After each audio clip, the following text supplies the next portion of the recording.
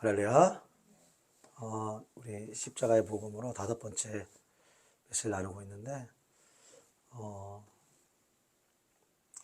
참 여러분들의 믿음의 발걸음이 귀합니다. 네, 아멘. 네, 너무 귀하고, 십자가로 조금 더 가까이 나오는 시간이 되셨을 것입니다. 오늘의 말씀을 통해서 더 그 십자가가 우리의 실제가 되게 하실 주님을 기대하며 나아갑시다.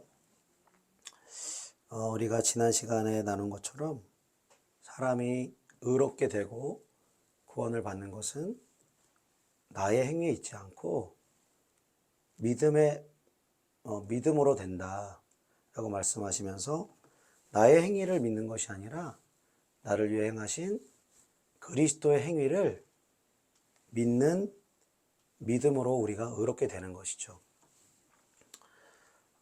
그래서 예수님의 고난과 또 죄의 전가와 우리의 죄와 그분의 일을 교환하는 그것을 우리가 믿음으로 우리가 화합하는 시간들을 가졌습니다. 그리고 우리가 다시 한번 새롭게 의롭다함을 받은 것입니다. 그런데 이것이 우리의 구원의 완성일까? 우리가 이것을 좀 살펴보아야 합니다. 이것은 우리의 구원의 완성이 아니라 우리의 구원의 시작이라는 것입니다. 우리의 믿음과 구원의 가장 좋은 롤모델을 성경에는 아브라함이라는 사람에게 이 믿음에 대해서 다 가르쳐 주셨죠. 그리고 아브라함의 믿음의 과정을 겪게 하시면서 믿음의 조상이라는 그 별칭을 또 부여받기도 했죠. 그래서 오늘 본문을 통해서 아브라함의 믿음, 우리가 그 자취를 따라가면서 아브라함이 이때 믿었던 믿음과 또 어떤 과정을 통해서 정말 마지막에 믿는 그 믿음, 정말로 의를 얻는 믿음이 어떤 믿음인가 우리가 좀 같이 살펴보기를 원하는데요. 오늘 본문 말씀 로마서 4장 16절 말씀 같이 읽겠습니다. 그러므로 상속자가 되는 그것이 은혜에 속하기 위하여 믿음으로 되나니 이는 그 약속을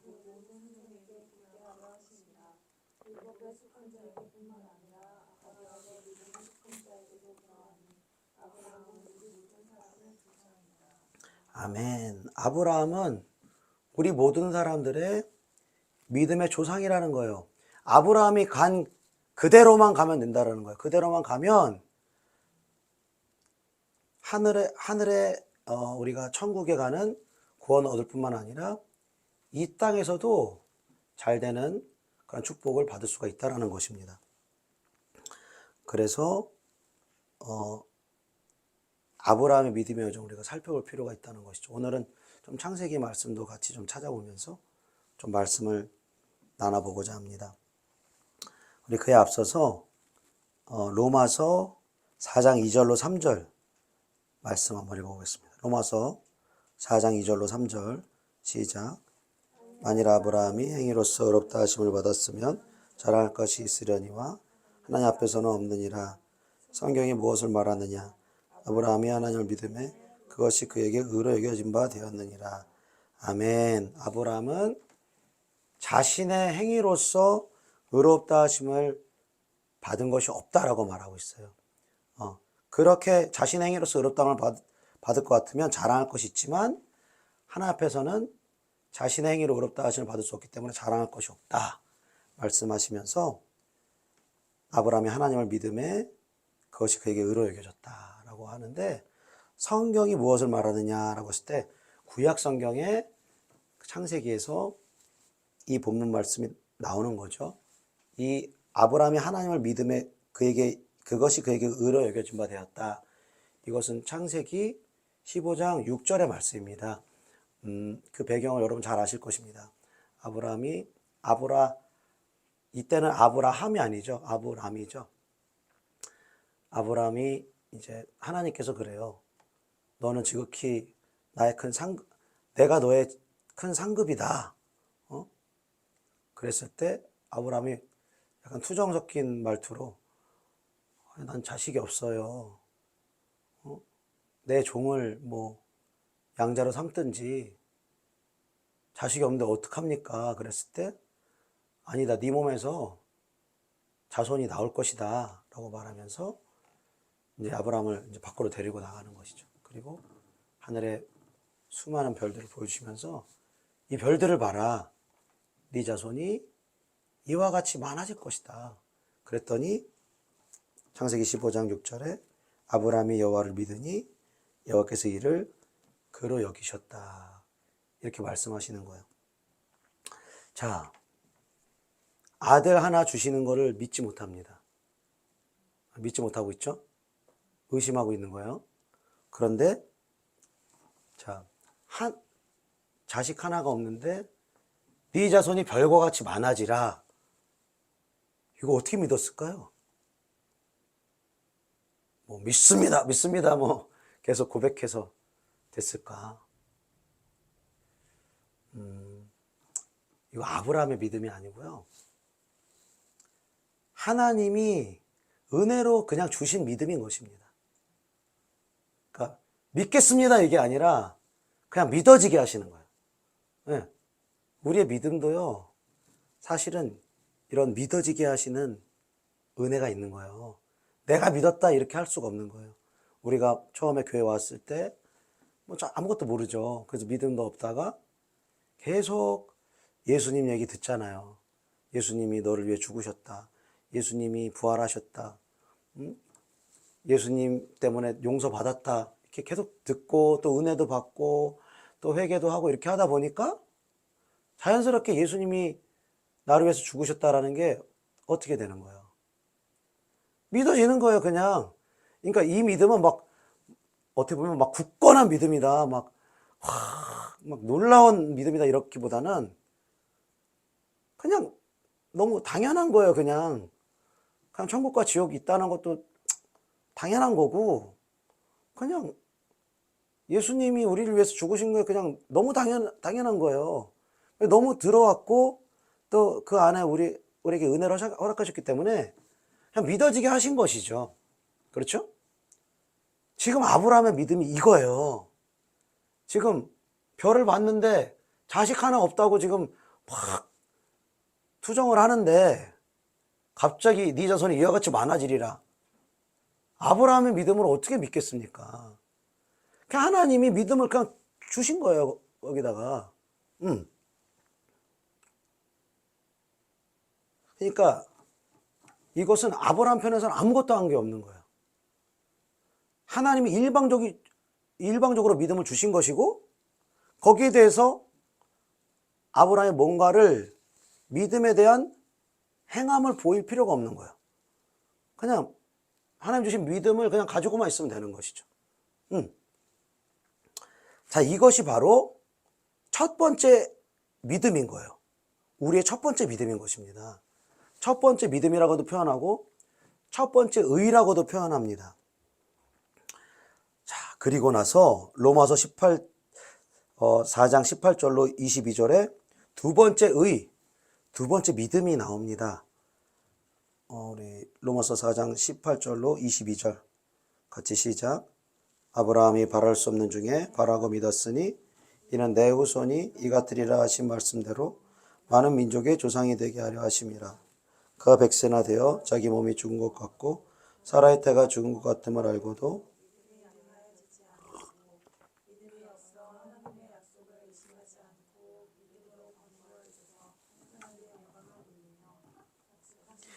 또한 능히 이루실 줄을 확신하였으니 그러므로 그에게 의로 여겨졌느니라. 아멘. 자, 22절에 그것이 그에게 의로 여겨졌다 라는 이 의와 아까 창세기 15장 6절에 이 별을 보고 네 자손이 이렇게 많아질 것이다, 그거를 믿었을 때의 의는 다르다는 거예요, 여러분. 다른 의라는 거예요. 왜 다릅니까? 첫 번째 의는 믿기는 했는데 믿음의 어떤 결과가 없어요. 믿음의 결과가 뭐예요? 결과가 뭐가 나와야 돼요? 이삭이 나와야죠. 이삭이 나와야지 그 믿음이 효력을 발휘한 거 아닙니까? 이삭이 나와야지 하나님의 약속이 이루어지죠. 다섯이 한 명이라도 있어야지 네 자손이 별과 같이 많아지리라. 이 약속이 이루어지는 거잖아요. 근데 첫 번째 그 여호와를 믿으니라고 했을 때 하나님이 일방적으로 친 믿음으로는 이 약속을 이루는데 실패합니다. 여러분, 이삭이라는 자식을 못 보고 중간에 못 기다리고 이스마엘이라는 육체의 자식을 낳는 거예요. 이 하나님의 약속을 받고 10년을 기다렸는데 창세기 16장에서 하갈이 그러는 거예요. 하갈이래. 사레, 그 아브라함의 아내죠. 사레가 하나님이 자식을 안 준다. 그러니까 내 여종 하갈에게 들어가라. 그랬더니 아브라함이 아니 그렇게 믿음으로 의롭다 여김을 받고 네 자손이 별과 같이 많아지리라 이렇게 믿은 사람이라면 한번 좀 고민이라도 해봐야 되잖아요. 그죠? 사래요 하면서 좀 만류하옵소서, 좀만 참아주시옵소서 하거나 막 고민하거나 갈등하거나 뭐 기도해보거나 그래야 되잖아요. 그런데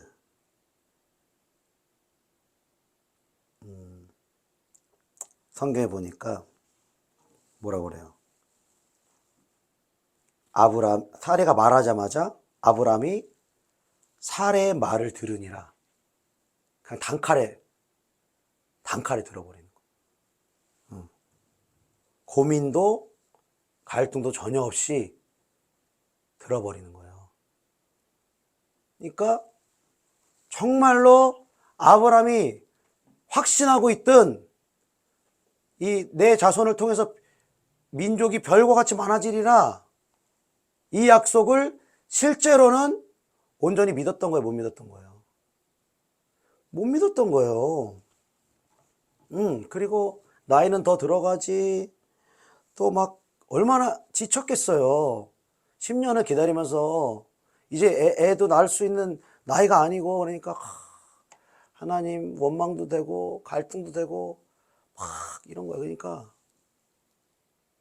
그냥 약속을 파기해 버린 거예요. 이게 바로 우리의 첫 번째 믿음이에요. 하나님을 열심히 따라갑니다. 또 기도도 합니다. 은혜도 받습니다. 그러나 끝까지 하나님의 뜻과 그 하나님의 목적을 위해서 따라가지 못하는 거예요. 왜 못 따라가냐? 내 삶에 간절히 원하는 각자의 이삭이 있거든요. 각자가 간절히 원했던 소원과 간절히 원했던 그 풀어지길 원하는 그 문제들이 있었거든요. 근데 안 풀어주시는 거야. 응답도 없어요. 내 환경은 좀 나아질 기미가 없어요. 성경의 약속만 드립다 많이 하고 현찰도 안 줘. 이게 많은 성도들의 현실이라는 것입니다. 정말 많은 성도들의 현실이라는 거예요. 그래서 우리가 두 번째 믿음으로 나아가야 할 줄로 믿습니다.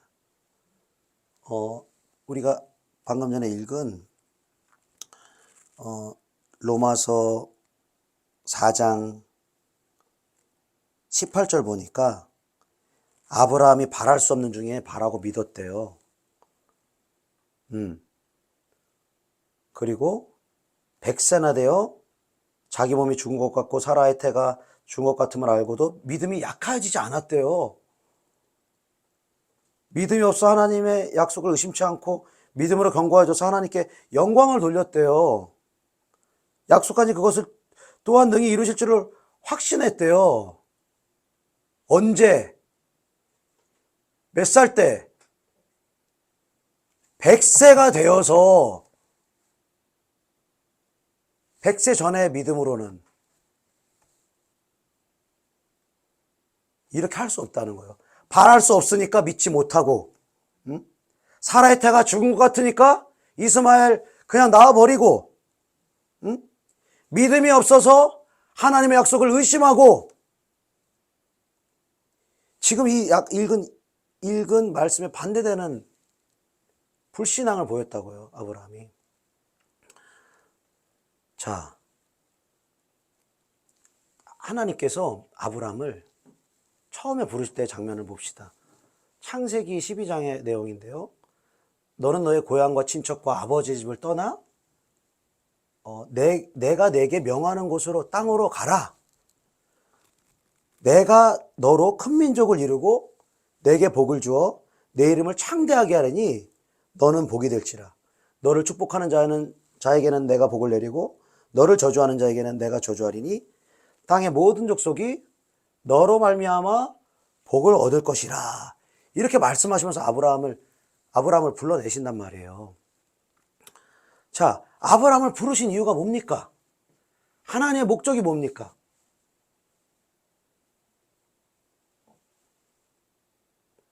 내가 너로 큰 민족을 이루고 내게 복을 주어 내 이름을 창대하게 하리니 너는 복이 될지라. 이건 아브라함 입장에서 보면 할렐루야 이렇게 되겠죠. 나한테 복 주신다고? 내 이름을 크게 해주신다고? 유명해지게 하신다고? 그리고 내 자식을 통해서 큰 민족을 이루려면 자식도 많이 주겠네? 아브라함 입장에서 너무 좋은 거예요.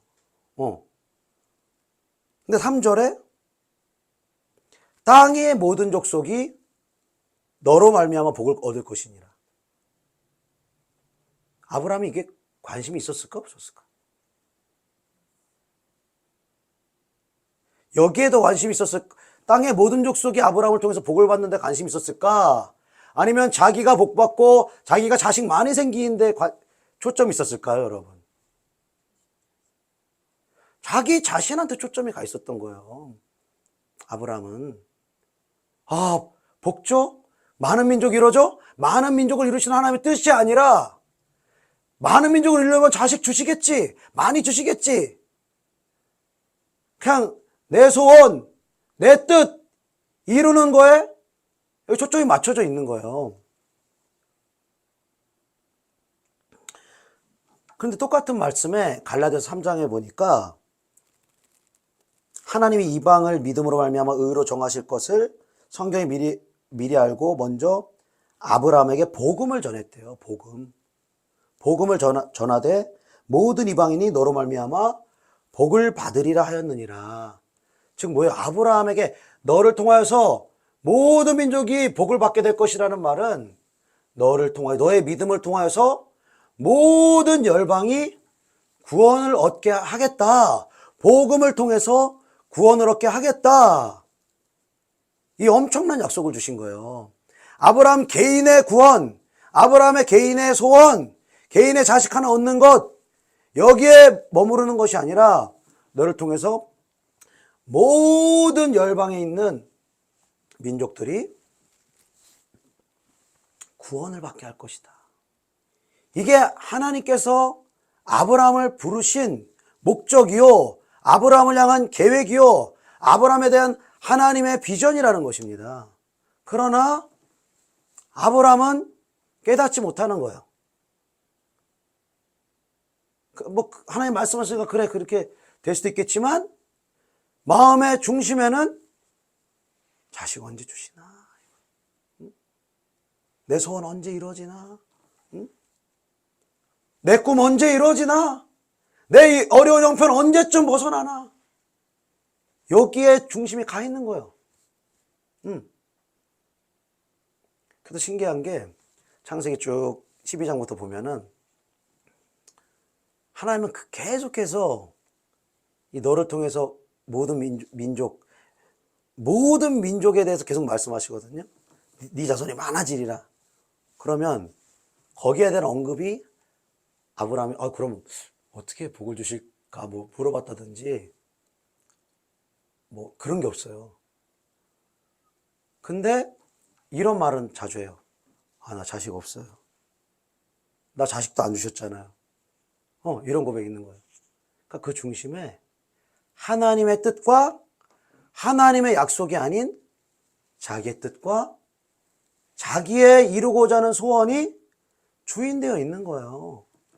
첫 번째 믿음에 있는 모든 사람들이 다 하나님 중심이 아니라 나 중심의 삶을 살 수밖에 없다는 것입니다. 하나님의 영광을 말하고 하나님을 찬양하고 하나님의 뜻을 이루어드리겠다고 고백하지만 실제로는 그래도 내 삶을 축복해 주시겠지, 그래도 나의 문제를 해결해 주시겠지라는 그 무게중심이 하나님 쪽으로 가 있는 것이 아니라 내 쪽으로 훨씬 더 많이 기울어져 있다라는 것입니다.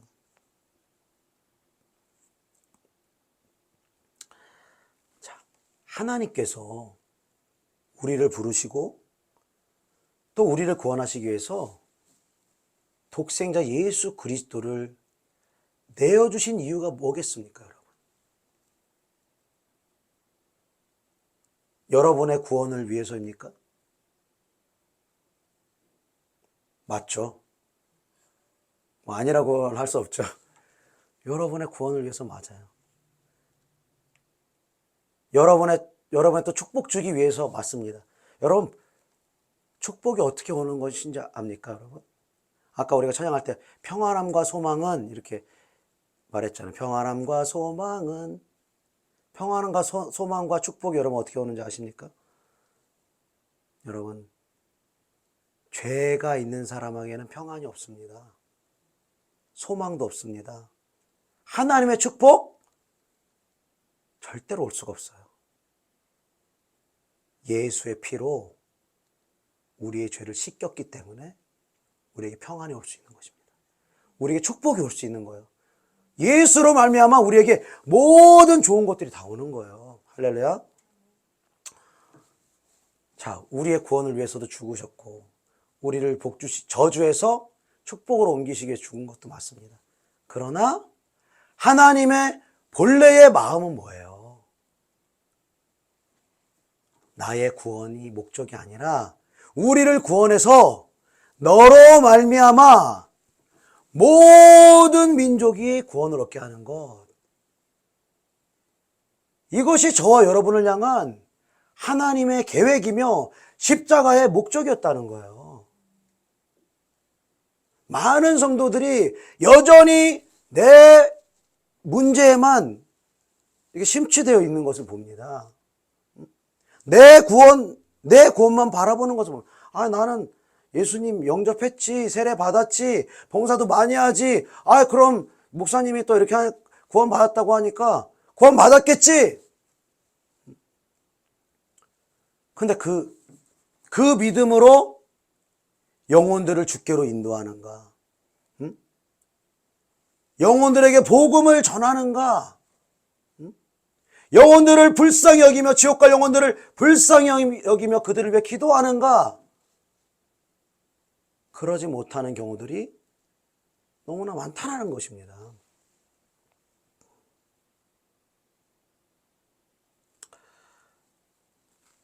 우리가 이론적으로는 우리가 잘 알고 있습니다. 아, 나 하나님의 영광을 위해서 살아야지. 주의 뜻을 이뤄드리며 살아야지. 하면서도 현실의 삶에서는 내 삶의 어떤 발걸음을 바라보면 아, 그냥 내 뜻을 이루고 싶고 그냥 내 소원을 이루고 싶고 하나님의 계획보다는 내 계획을 이루고 싶고 이게 우리 마음속에서 올라오는 걸 어떻게 하겠어요? 응? 머리로 아는데 가슴으로 원하는 거에 따라가게 돼 있는 거예요, 사람은. 우리 로마서 7장에 내가 원하지 않는 것을 행한다 그렇게 말했잖아요. 그래서 내가 원하지 않는 그것을 행하면 내가 하는 것이 아니라 내 속에 죄가 그것을 행한다 이렇게 표현을 했잖아요. 로마 7장에서. 그 말을 조금 바꿔서 말하면 나는 내 머리는 원해. 그리고 내 속사람인 영은 원해. 그러나 내 육체 속에 있는 그 죄의 법이 더 강하기 때문에, 육신이 더 강하기 때문에 그 죄의 법으로 사로잡아 가는 거예요. 그러니까 하나님의 뜻, 하나님의 계획, 하나님의 영광보다는 내 뜻, 내 계획, 내 영광, 이쪽으로 가게 돼 있는 거예요. 왜? 그게 내 비중이 훨씬 더 크기 때문에. 그래서 괴로운 거예요. 우리가 신앙생활 할 때 괴로운 거예요. 아, 일로 가야 된다는 거 머리로는 다 아는데 안 돼. 맨날 안 되니까. 이게 목사님이 시켜서 하는 것도 이거 참 어렵고, 그죠? 이게 어려운 거예요. 이게 왜 힘들고 안 되는 것일까? 자, 그러면 아브라함은 어떻게 했을까요? 아브라함은 어떻게 이삭을 배출하는 두 번째 믿음을 갖게 되었을까? 우리 그 창세기 말씀 한번 봅시다. 창세기 17장입니다.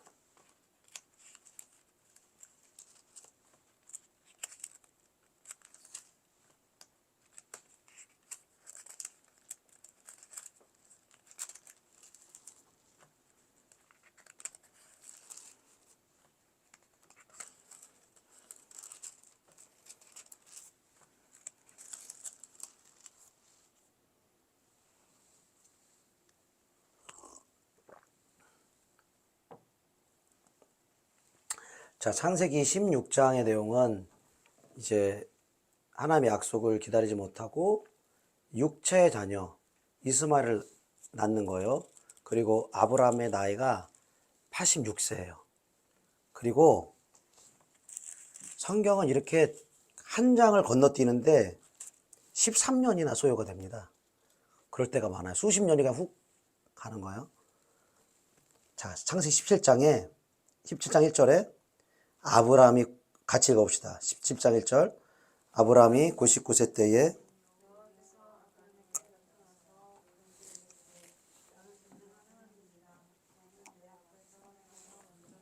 아멘. 자, 86세에 이스마엘을 낳고 그때부터 하나님의 음성이 끊겨집니다.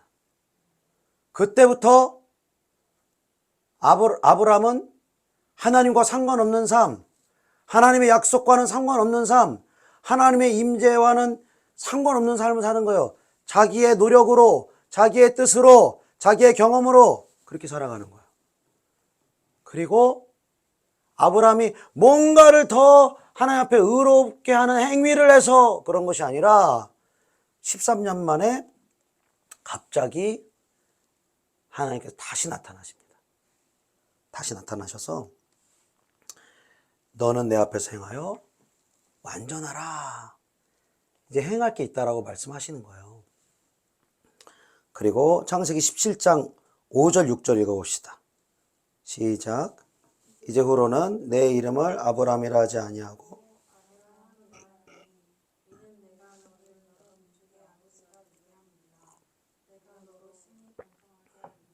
내가 내게서 민족들이 나게 하며 왕들이 내게로부터 나오리라.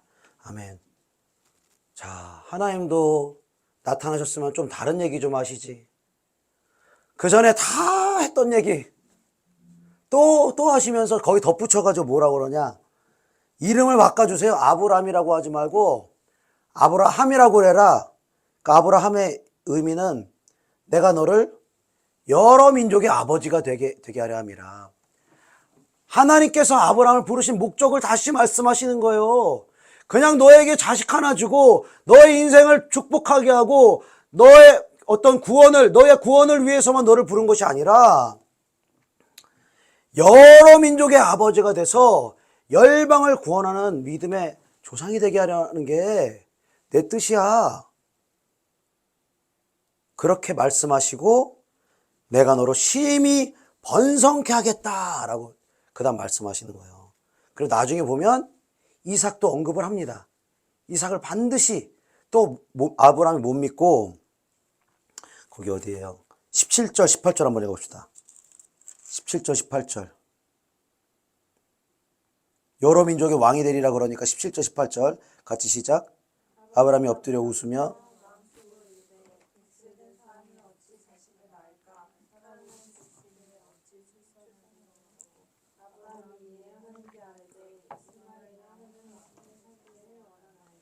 아멘.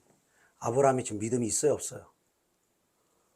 믿음이 없어요. 아까 몇 세가 되어서 그 하나님의 약속을 의심하지 않고 하나님께 영광을 돌렸다고 그랬죠?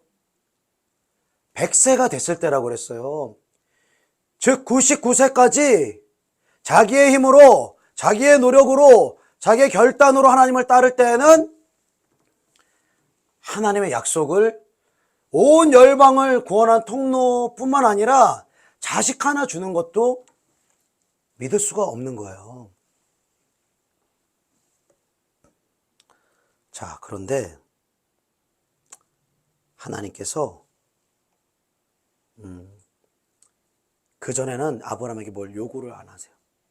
뭘 요구 안 하시는데 이번에는 뭘 요구하시냐면 처음 믿음으로 의롭다 하실 때는 하나님이 보여주시고 하나님이 그냥 믿어지게 하시고 그걸 그냥 의로 여겨주신 거예요. 네, 그렇게. 그런데 이번에는 아브라함에게 할례를 요구하세요. 할례. 9절부터 11절. 9절부터 11절. 같이 시작. 하나님이 또 아브라함에게 이르시되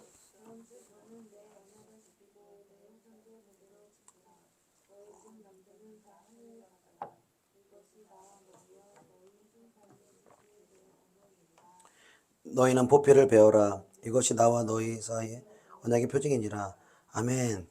자, 내 언약을 믿으라고 말씀하시지 않고 언약을 지켜라, 행하라 이렇게 말하는, 이거는 여러분 나로부터 출발한 율법의 행위라는 다른 거예요.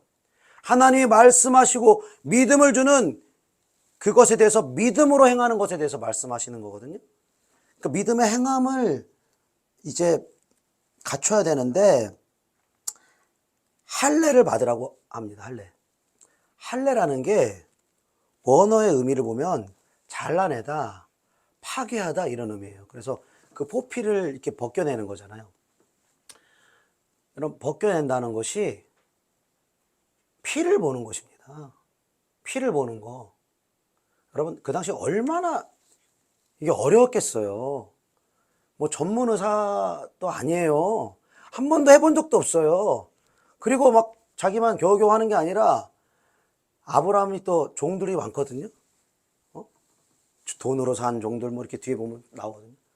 그 수십 명 혹은 100명에 가까운 사람들을 그 작업을 다 해야 되는 거예요.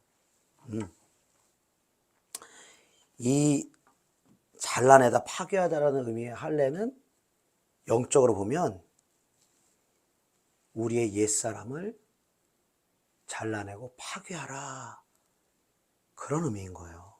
그리고 하나님의 생명으로 살아라. 우리가 이번 주 묵상했던 로마서에 나온 것처럼 우리가 알거니와 우리 옛사람이 예수와 함께 십자가에 못 박힌 것은 이것을 말하는 거예요. 할례를 행한다는 것은 죽음을 뜻하는 것인데 나의 옛사람에 대한 죽음을 선고하는 거예요. 내 생각대로, 내 방법대로, 내 뜻대로, 내 감정대로 살았던 모든 내가 주인 되었던 영역들에 대해서 잘라내는 거예요. 파괴시키는 거예요. 십자가에 못 박는 것입니다.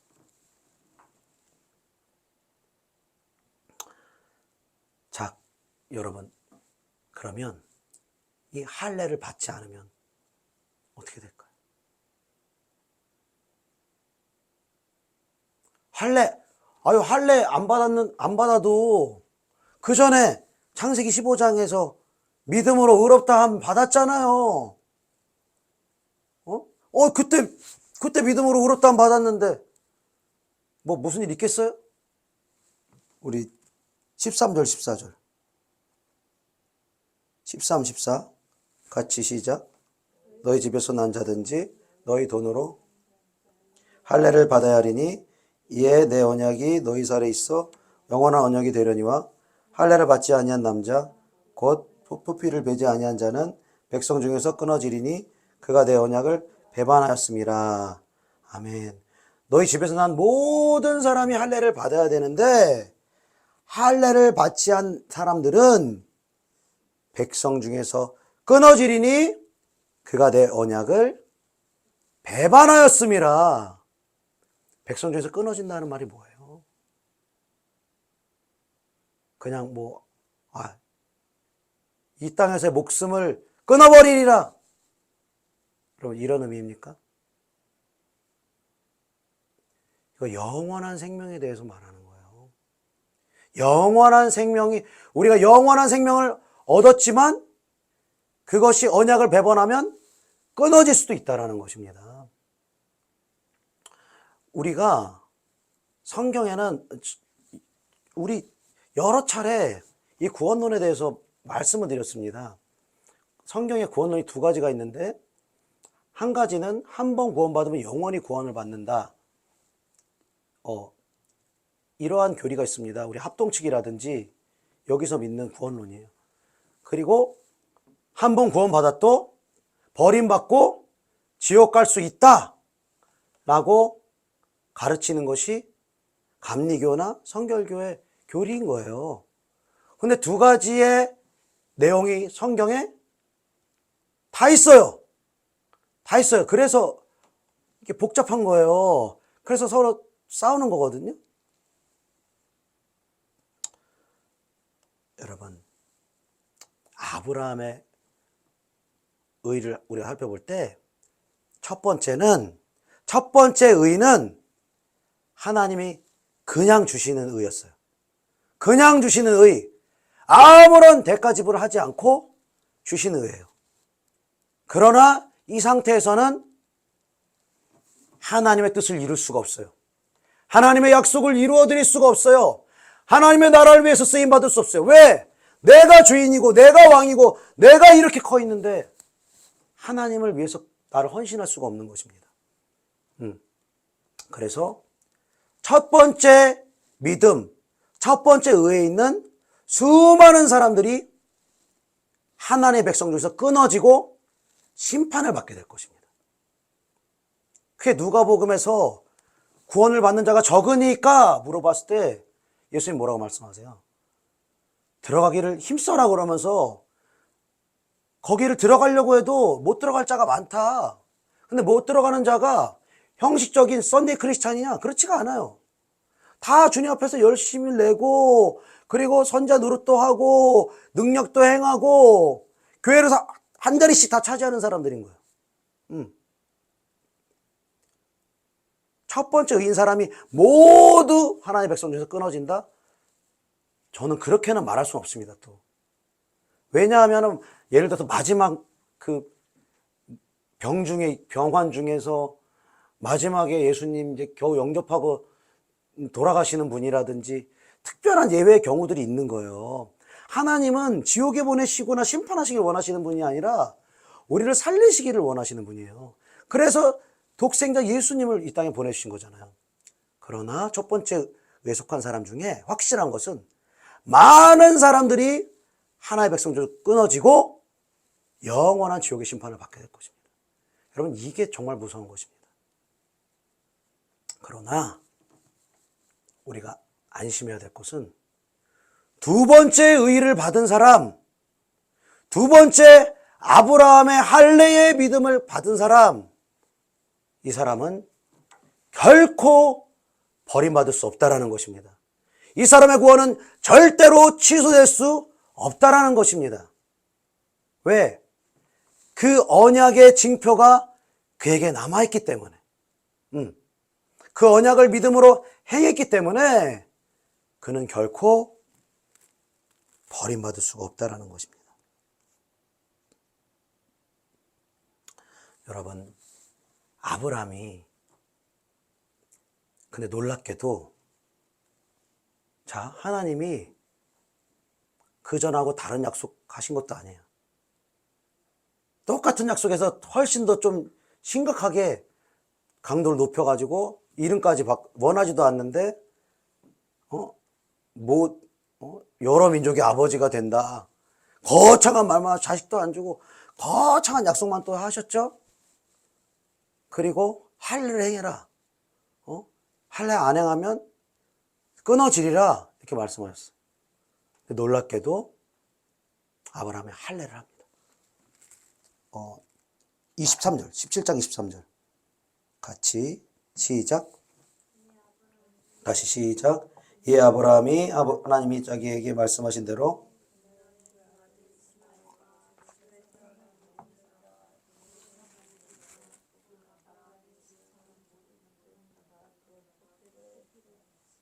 아멘.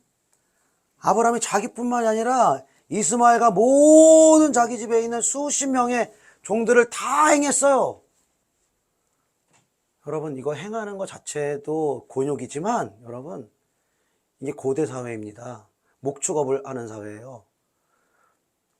우리가 창세기 34장에 보면 그 야곱의 딸 디나가 이제 하몰의 아들 세겜에게 이제 강간을 당하는 그 장면이 나오죠. 그리고 이제 결혼시켜달라, 나랑 디나랑 결혼시켜달라고 왔을 때 이제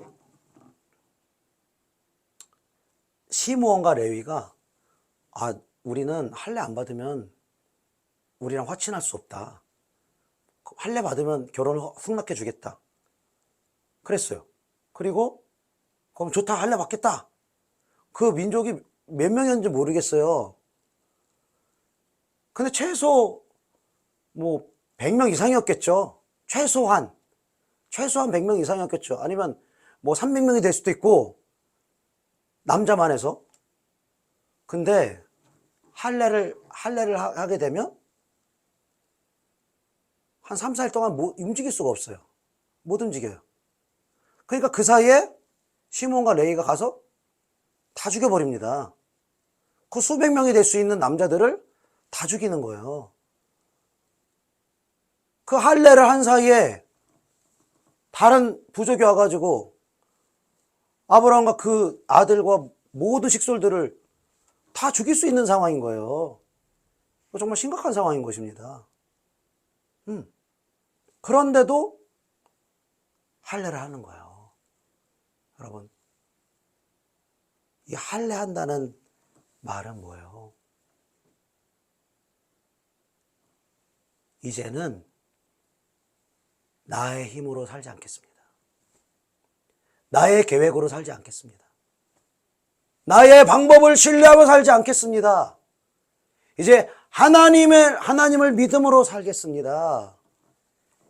이 믿음의 고백으로 자기의 포피를 찢은 거예요. 자기를 십자가에 못 박은 것입니다. 그리고 백세라고 그랬죠. 아브라함이 믿으면 언제부터 이 바랄 수 없는 중에 바라는 믿음이 언제부터 발동되냐? 할례를 행한 다음부터라는 거예요. 하나님께서 말씀하신 그 언약을 행한 다음부터 바랄 수 없는 중에 바라는 믿음이 생긴다는 거예요. 하나님의 약속을 실제로 믿는 믿음이 생겨진다라는 것입니다. 할례 받기 전에 아브라함은 나 중심의 신앙생활하며 십자가로 비유하면 할례 받기 전에 아브라함 믿음은 예수님만 십자가 못 박혀 계신 거예요. 예수님만. 예수님이 나를 위해 죽으셨고, 예수님이 나의 저주를 풀어주셨고, 예수님이 고통당하셨고, 예수님이 다 덮어 쓰셨고, 예수님 혼자 달려있는 거예요. 그 십자가에. 그러니 하나님의 약속이 주어져도, 하나님의 계획이 주어져도, 하나님의 비전이 주어져도 움직일 수가 없어요. 왜? 내가 주인이기 때문에. 내가 주인이라고 생각하지만 어둠에 붙잡혀서 종노릇하는 삶을 살아가는 것입니다. 그러나 여러분, 할례 받은 다음에 아브라함의 믿음은 예수님만 십자가에 못 박히신 것이 아니라 내가 그리스도와 함께 십자가에 못 박혔나니 그런즉 이제는 내가 사는 것 아니요 내 안에 그리스도께서 사시는 것이라. 이제 내가 육체 가운데 사는 것은 나를 사랑하사 나를 위하여 자기 자신을 버리신 하나님의 아들을 믿는 믿음 안에서 사는 것이니라. 이 신앙의 고백과 결론을 낼 수 있는 사람은 내 마음에 할례를 받은 사람인 것입니다. 십자가에 예수와 함께 나를 못 박은 사람인 것입니다. 그리고 이 사람은 하나님의 약속을 이루어드리길 원합니다. 하나님의 꿈을 이루어드리길 원합니다. 하나님의 계획이 나의 계획보다 먼저가 되어집니다. 그리고 주의 영광을 위해서 살아갑니다. 그리고 주의 영광을 살아가는 과정 가운데서 이삭을 주세요. 이삭을 주세요. 많은 사람들이 하나님이 요구하시는 걸 보지 못하고 이삭만 달라고, 이삭만 달라고, 이삭만 달라고. 하나님 줄 수가 없어요. 이삭 주면 어떡할 건데요? 또 다른 이삭이 또 생겨요. 또 다른 문제가 또 생겨요. 이 하나님의 약속을 이뤄가는 과정 가운데서 우리가 가장 원하던 거, 가장 우리가 결핍되어져 있던 것들을 하나님이 채워주시는 것입니다. 그래서 먼저 그의 나라와 그의 의를 구하라. 그 다음에 이 모든 것을 더하시리라. 이 말씀은 여러분 이론으로 되는 말씀이 아니에요. 중심이 바뀌지 않으면 늘 이 말씀을 우리가 봐도 이 모든 것 언제 이루어지나, 이 모든 것 언제 이루어지나, 이렇게 돼. 중심이 바뀌면 뭐예요? 이 모든 것이 잊혀져 버리는 거예요, 여러분. 이 모든, 왜 잊혀집니까? 내가 죽었거든요. 내 중심이 되고 내가 주인 되는 내가 죽었거든요. 그리고 그리스도가 내 안에 사셔서 그리스도를 믿는 믿음, 하나님의 약속을 이루어드리고자 하는 믿음, 그 믿음으로 사는데 이 모든 것들이 잊혀지는 거예요. 그리고 그분의 약속을 위해서, 그분의 영광을 위해서, 그분의 뜻을 위해 살다 보면 나에게 많은 것들이, 내가 구하지도 않은 수많은 이삭들이 나에게 주어지는 것입니다. 할렐루야. 아브라함은 이 믿음의 전환을 거치는데 장장 25년이 걸렸습니다. 75세에 부르심을 받아서 99세가 되어서 드디어 자신을 십자가에 못 박는 믿음으로 나아갔습니다. 여러분은 어떤 믿음에 지금 속해 있습니까? 여러분의 믿음은 첫 번째 믿음입니까? 아니면 두 번째 믿음입니까? 여러분의 뜻을 이루고 여러분의 소원을 이루고 나를 위해서 존재하는 하나님입니까? 아니면 하나님을 위해서 내가 존재하는 것입니까? 내가 하나님을 위해서 존재하지 않는다면 여전히 우리는 첫 번째 믿음에 있는 거예요. 그저 하나님이 은혜로 거저주신 부분들. 은혜도 있었죠. 때로는 응답도 있었죠. 좋은 일도 있었죠. 그러나 이 첫 번째 믿음에 있는 한 하나님의 결정적인 축복과 약속과 우리가 그토록 원하던 이삭은 결코 오지 않을 것입니다. 결코 올 수가 없습니다. 왜? 하나님은 이쪽으로 이동케 하셔서 여기에서 살고 순종하게 하심으로 우리의 삶을 채워주시는 것이 하나님의 섭리라는 거예요. 이쪽은 기독교 신앙을 제외한 모든 종교가 다 이걸 추구하는 거예요. 다 나를 위해서 복 빌어주고 나를 위해서 존재하는 신으로 다 믿는 거예요. 그러나 우리의 기독교 신앙은 하나님이 나를 위해서 존재하는 것이 아니라 내가 하나님을 위해 존재하는 것입니다. 나의 영광을 위해서 하나님이 존재하는 것이 아니라 하나님의 영광을 위해서 내가 존재하는 것입니다. 나의 뜻을 이루기 위해서 하나님을 이용하는 것이 아니라 하나님의 뜻을 이루어드리기 위해서 나를 하나님께 드리는 것입니다.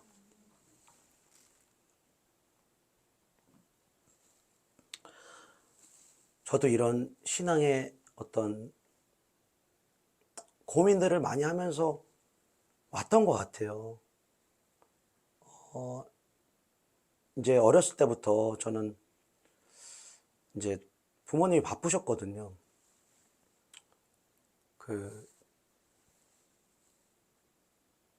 어머님이 이제 계속 일을 하셔야 되는 상황, 양장점을 하셨는데 일을 계속 하시고 또 아버지도 그때는 자리를 못 잡고 계셔서 막 좀 방황하고 계셨고, 그래서 어릴 때 이렇게 부모님으로부터 어떤, 부모님 나름대로는 정말 하셨겠지만 어린 제가 느끼기에는 그런 사랑이나 이런 것들이 좀 부족하게 느껴졌나 봐요. 제 입장에서는. 그래서 이제 어렸을 때부터 이제 오락실부터 이제 시작을 한 거죠. 오락실부터 시작을 해서 정말 어떤 죄에 잘 빠지는 거예요. 죄에 넘어지고, 그리고 어느 한 군데 깊이 막 중독되고 막 이렇게 되는 거예요. 그러다가 이제 고등학교 1학년 때 이제 교회 기도회 가서 이제 찬양하고 기도하다가 갑자기 회개를 주시고 눈물을 주시면서 첫 번째 의를 주신 것 같아요. 첫 번째 의. 하나님이 믿음을 주신 거죠. 은혜를 주셨죠. 그래서 기쁨도 있었어요. 감사도 있었고. 그게 쭉 갈 줄 알았어요. 근데 그게 아니더라고요. 이게 1년, 2년 지나고 또 대학에 진학하면서 뭔가 은혜가 없어지면서 그때만 해도 막 하나님의 영광을 위해서 막 할 것 같았는데, 대학 들어가니까 또 제가 그 음악 전공했지 않습니까? 음악이 너무 좋아. 또 너무 재밌어. 다른 사람들 별로 안 좋아하는 클래식. 막 그때부터 약간 깊은 걸 좋아했나 봐. 음악도 클래식을 좋아했어요. 막 하다 보니까 학교에서는 열심히 하다 보니까 뭐 성과도 나고 막 인정도 받고 그런 게 있었어요. 근데 하나님하고 점점 멀어지는 거예요. 점점 멀어지고, 예배도 멀어지고, 은혜도 멀어지고, 그러면서 또 슬금슬금 또 죄가 다가오고, 또 죄에 넘어지고, 은혜를 잃어버리고, 그러면서 신앙의 회의를 또 많이 가졌던 것 같아요. 내가 그때 울었던 건 뭐지? 하나님은 막 날 도와주신다고 하시고 나와 함께 하신다고 하는데 지금 나랑 함께 하는 게 지금 뭐냐고, 하나님. 지금 나를 뭘 도와주고 계시냐고. 내 어떤 현실을 보니까 그때 저의 눈으로는 하나님이 보이지가 않더라고요. 그래서 자포자기 하고 있었죠. 자포자기 하면서 아브라함처럼 이렇게 하나님을 떠나 있었던 것 같아요. 근데 신기한 게 하나님을 떠나는데 또 교회는 나가요. 이게 신기한 거예요. 우리의 모습이야. 하나님을 떠나도 주일은 지켜야 된다. 주일은 지켰고 봉사도 했어요. 성가대 지휘도 하고 다 했어요. 그런데도 그 믿음이 회복이 안 되더라고요. 오히려 죄로 더 넘어지고 방황하고, 급기야 내가 나를 참 미워하고 정말 저주하게 되는, 그리고 심한 어떤 열등감에 빠지게 되는 그러한 일이 20대 중반까지 제가 그랬거든요. 그리고 그 절망의 시간에서 이제 제가 어떤 권면을 받고 이제 DTS 훈련을 가서 이 복음을 듣고 또 성령을 받으면서 새롭게 된 거예요. 새롭게.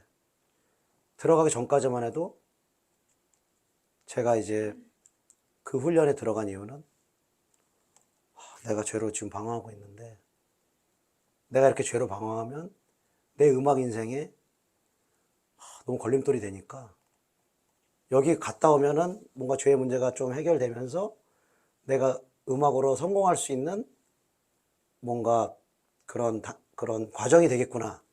그런 마음으로 그 훈련을 갔거든요. 근데 하나님께서 저의 계획과는 전혀 상관없이 저를 복음으로 만나주시더라고요. 정말 절망 가운데 있던 저를 위해서 죽으셨다고. 저의 죄를 위해서 죽으시고 그 죄를 대신 지셨다고 그 말씀을 듣는데, 그 전에 막 내가 의롭고 내가 다 할 수 있고 이때랑 그때 완전히 제가 절망한 상태에서 그 메시지를 들었을 때는 완전히 그 복음이 다르게 들리고 다르게 믿어지면서 완전히 그 사실을 믿게 된 거예요. 믿게 되면서 제가 확 거기서 소위 뒤집어졌는데, 거기서 주님을 딱 만나고 나니까 너무 신기한 게 뭔지 아십니까? 내가 내 음악, 내 인생, 내 계획, 내 꿈, 나 이거 아니면 막 안 될 것 같던 막 내 인생 막 이런 거 있잖아요. 근데 십자가에서 주님을 만나고 나니까 그게 다 자유로워지더라고요. 다 자유로워지고 제 심령에 나는 주님을 위해서 살기를 원합니다. 주의 영광을 위해서, 또 잃어버린 영혼의 구원을 위해서 살기 원합니다. 내가 결단한 게 아니에요. 뭐 의지를 낸 게 아니에요. 내 안에 십자가가 실제가 되니까 나를 자연스럽게 버리게 되고 하나님의 영광과 그분의 약속을 향해서 나아가게 된 것입니다. 그리고 두 번째 의를 얻었고, 두 번째 의를 얻은 다음에 제가 그 다음에 죄를 지었을까요, 안 지었을까요?